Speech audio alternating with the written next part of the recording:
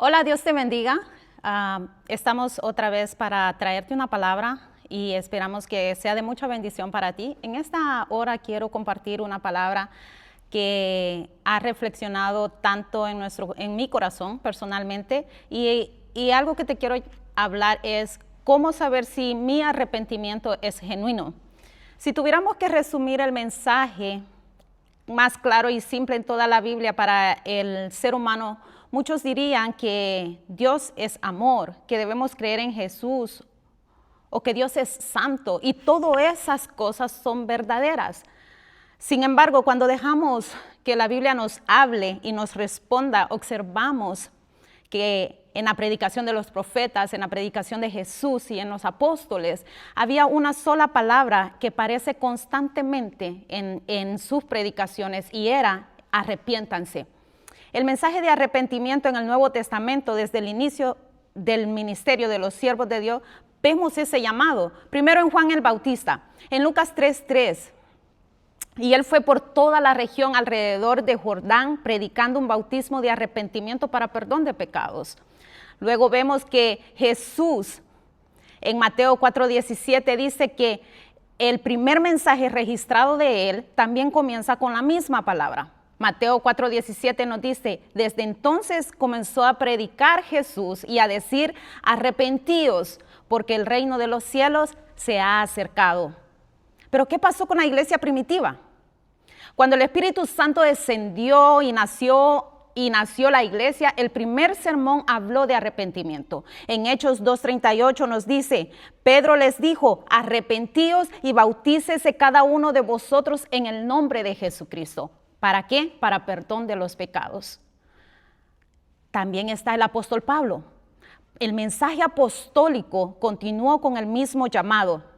En Hechos 17:30 dice, pero Dios, habiendo pasado por alto todos los tiempos de esta ignorancia, ahora manda a todos los hombres en todo lugar que se arrepientan. Luego Jesús le habla a la iglesia, incluso a los creyentes. Jesús les recuerda la necesidad de arrepentirse. En Apocalipsis 3:19 dice, yo reprendo y disciplino a todos los que amo. Sé pues celoso y arrepiéntete. ¿Cómo concluimos esta sección? Desde Génesis hasta Apocalipsis, el llamado de Dios al ser humano es claro. Arrepiéntete y vuelve a Dios. Pero, ¿qué no es el arrepentimiento? Muchas veces pensamos que nos arrepentimos cuando en realidad no lo hemos hecho. No es solo sentirse mal. Como decimos, no es sentir culpa, no es lo mismo que arrepentirse. Hay una tristeza que lleva al arrepentimiento y otra que solo produce culpa y luego volvemos al mismo pecado. 2 Corintios 7:10 nos dice, porque la tristeza que es según Dios produce arrepentimiento para salvación. De que no hay que arrepentirse, pero la tristeza del mundo produce muerte. Tampoco no es arrepentimiento que le tengamos miedo al castigo. Dice, a veces el temor al infierno o las consecuencias del pecado produce un cambio momentáneo, pero no necesariamente un arrepentimiento verdadero. Una persona puede tener miedo de las consecuencias del pecado sin haber cambiado realmente su corazón. Tampoco no es prometer que no volverás a pecar. Muchas personas dicen, Señor, prometo no volver a hacerlo. Nunca lo volveré a hacer. Pero luego vuelven a caer. El arrepentimiento no es una promesa emocional. Es una transformación desde el interior. Tampoco no es dejar solo algunos pecados o los pecados que nos convienen o aquellos que son visibles. Algunas personas dejan ciertos pecados visibles pero continúan practicando otros en secreto. El arrepentimiento no es solo modificar el comportamiento exterior. El arrepentimiento verdadero transforma toda la dirección de la vida. Y entonces, ¿cuál es el verdadero arrepentimiento? En el Antiguo Testamento, la palabra hebrea para arrepentimiento es shuv, que aparece cerca de 1000 veces en el Antiguo Testamento. Significa volver, regresar, cambiar de dirección. El arrepentimiento implica un movimiento y una acción. También es dar media vuelta y volver a Dios. En el Nuevo Testamento la palabra griega es metanoia, que significa cambio de mente. Pero no solo cambiar de pensamiento, es un cambio interior que produce un cambio de vida. Quiere decir que del Antiguo al Nuevo Testamento, arrepentimiento es igual a cambio de mente que produce un cambio de dirección. ¿Cómo se ve el arrepentimiento genuino en la vida de un creyente? El arrepentimiento verdadero produce cambios visibles. El teólogo puritano Thomas Watson lo definió así: el arrepentimiento es una gracia del Espíritu de Dios, por medio de la cual un pecador es humillado interiormente y reformado visiblemente. Dos cosas suceden cuando hay verdadero arrepentimiento. Primero, una humillación interior o un quebrantamiento del corazón. Y segundo, una transformación visible que se refleja en el cambio de la vida. Esto no significa que nunca volveremos a pecar. Pero como explicó el apóstol Pablo al hablar de su lucha con el pecado en Romanos 7, 19, 25. Pero sí significa que nuestra dirección cambia y que el pecado deja de ser algo normal para comenzar a dolernos profundamente. El arrepentimiento es continuo.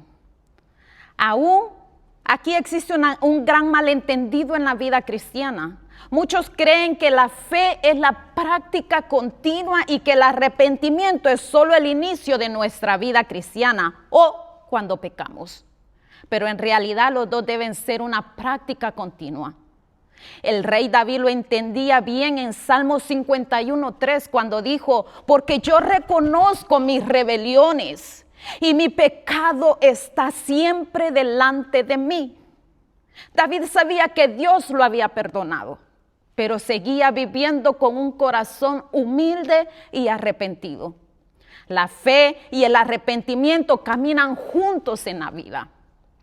El reformador Martín Lutero escribió en su primera de las 95 tesis: cuando nuestro Señor y Maestro Jesucristo dijo arrepentíos, quiso que toda la vida del creyente fuera una vida de arrepentimiento. El arrepentimiento no es solo el inicio del cristianismo, es el estilo de vida del cristiano. ¿Por qué el arrepentimiento es tan importante? Vivir arrepentidos produce algo hermoso en el corazón. Nos recuerda constantemente nuestra debilidad y nuestra necesidad de Dios y el valor de su gracia. Cuando una persona deja de arrepentirse, comienza a llenarse de orgullo. Pero cuando vive arrepentida, aprende a valorar más profundamente la gracia de Dios. El arrepentimiento rompe el orgullo y magnifica la gracia. La paradoja del cristianismo es que es tan profunda que dice: cuanto más cerca estás de Dios, más consciente eres de tu pecado. Y cuanto más lejos estás de Dios, más justo te crees. Esto lo vemos en el apóstol Pablo. 1 Corintios 15:9 dice: soy el más insignificante de los apóstoles. Efesios 3:8 dice: soy menos que el más pequeño de todos los santos. Y 1 Timoteo 1:15 dice: Cristo Jesús vino al mundo para salvar a los pecadores, entre los cuales yo soy el primero. Observa la progresión. El más pequeño de los apóstoles, el más pequeño de los cristianos, el primero de los pecadores. El apóstol Pablo no dice yo fui, sino yo soy, porque el corazón verdaderamente arrepentido entiende que el pecado no es solo algo que hizo en el pasado, sino una realidad que aún habita en él continuamente. ¿Cuál es el problema de nuestra tibieza espiritual? Muchas veces creemos que necesitamos más fe, pero tal vez lo que realmente necesitamos es más arrepentimiento. A veces vivimos como si nos hubiéramos graduado de la gracia, pero el día que crees que ya no la necesitas, es el día que pierdes el avivamiento. ¿Quieres un avivamiento? Entonces arrepiéntete más seguido. El amor por Cristo nace del arrepentimiento. Jesús dijo algo tan profundo con la mujer pecadora cuando la mujer pecadora ungió sus pies. Lucas 7:47 dice, sus muchos pecados han sido perdonados porque amó mucho, pero al que ama poco, poco se le perdona. Al que poco se le perdona, poco ama, perdón. El fariseo no podía amar mucho porque creía no necesitar perdón. El motor del amor por Dios es la conciencia continua de nuestros pecados y el arrepentimiento en ellos. Como dijo Spurgeon, el que se percibe como poco pecador amará poco a Cristo. Hay unos pecados llamados respetables. Nuestro mayor problema es que creemos que somos buenas personas. Una persona respetable puede tener el mismo virus del pecado que un criminal. Jesús dijo en Lucas 13:2-3, ¿piensan que estos galileos eran más pecadores? Les digo que no. Al contrario, si ustedes no se arrepienten, todos perecerán igualmente. Quizás no tenemos pecados escandalosos, pero estamos llenos de pecados respetables, el cual se llaman orgullo, egocentrismo, ingratitud, impaciencia, ira, falta de dominio propio, autocompasión, amargura, envidia, celos y podemos mencionar muchos otros. También están los pecados de la lengua. El chisme, la calumnia, la crítica destructiva, el sarcasmo hiriente, la murmuración, la queja constante. ¿Has podido identificar alguno de estos en tu corazón? Muchas veces pedimos perdón a Dios como si hubiéramos robado una golosina, no como si fuéramos pecadores que crucificaron a Cristo. El arrepentimiento es una obra de Dios. Es genuino, no es simplemente esfuérzate más y deja de pecar. El arrepentimiento es una gracia de Dios, es un regalo.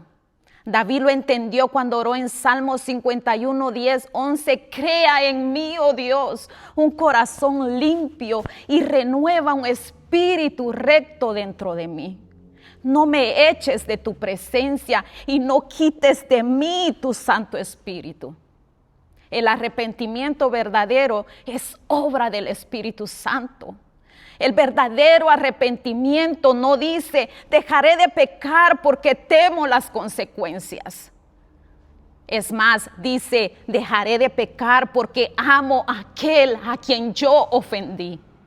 David dijo en Salmo 51:4, contra ti solo he pecado. Nuestro pecado no es solo un error. No es solo un error moral.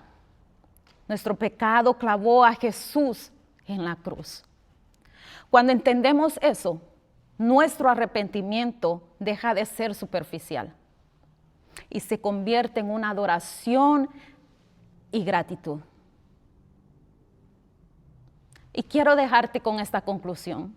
Si hoy el Espíritu Santo está trayendo convicción a tu corazón, es una gracia de Dios y una invitación amorosa, porque muchas veces necesitamos arrepentirnos incluso de nuestro propio arrepentimiento, que estuvo centrado en nosotros mismos, en nuestras consecuencias, nuestro dolor, en nuestra vergüenza.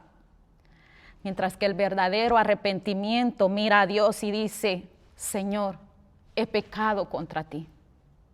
Lo más hermoso del Evangelio es que cada vez que nos arrepentimos y volvemos a Él, siempre nos recibe con gracia y con amor.